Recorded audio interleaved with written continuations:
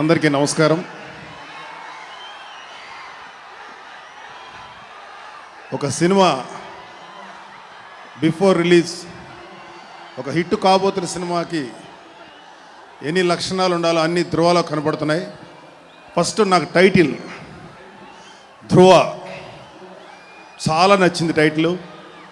అలాగే డైరెక్టర్ సురేంద్ర దీనికి డైరెక్ట్ చేయటం, అలాగే మా చరణ్ చాలా గ్లామరస్గా ప్లస్ 6 ప్యాక్ తోటి కత్తిలా కనబడుతున్నాడు.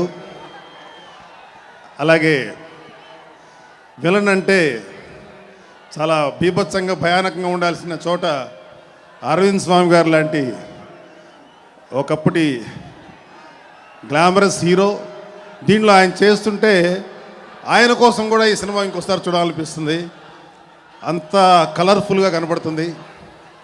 అలాగే కొత్త మ్యూజిక్ డైరెక్టర్, హిప్ హాప్ తమిళ, ఆ పేరే నాకు కొత్తగా ఉంది, ఆయన గురించి తెలియదు నాకు. ఆల్ ది బెస్ట్ అందరికీ.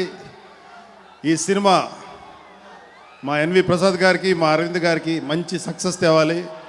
ఇంకొక లక్షణం ఏంటంటే వరుసగా అరవింద్ గారు గత 4-5 సినిమాల నుంచి హిట్లు కొడుతూనే ఉన్నారు. కాబట్టి ఈ సినిమా కూడా అదే పందాలో మరింత బిగ్గెస్ట్ హిట్ కొట్టి మా చరణ్కి, మా అరవింద్ గారికి, ప్రసాద్ గారికి మంచి పేరు, డబ్బు, సంతోషాన్ని ఇవ్వాలి. అలాగే అభిమానులందరికీ మంచి ఆనందాన్ని ఇవ్వాలి.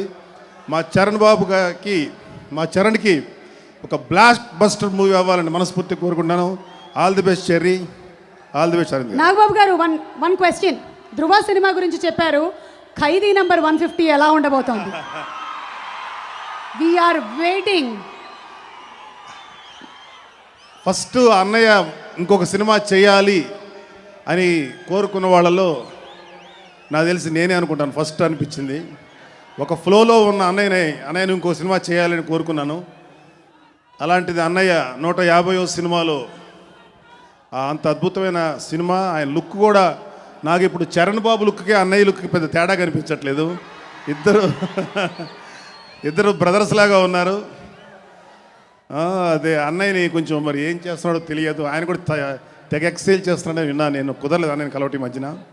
సో 150వ సినిమా, మా అరవింద్ గారి cinema Dhruva, 2 super duper hit అవుతాయి, గ్యారంటీ.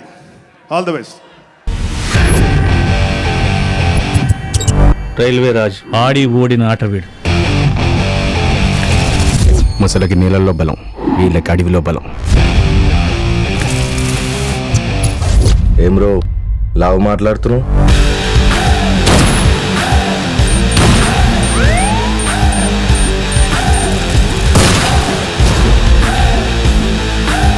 ఉత్కంఠభరితంగా జరుగుతున్న మ్యాచ్ చివరి దశకు వచ్చేసింది. కెప్టెన్ రైల్వే రాజు స్ట్రైకింగ్ వస్తున్నాడు. పేరేంటి? Railway Raj sir. మీ బాబాయ్ మన రైల్వే మినిస్టరా?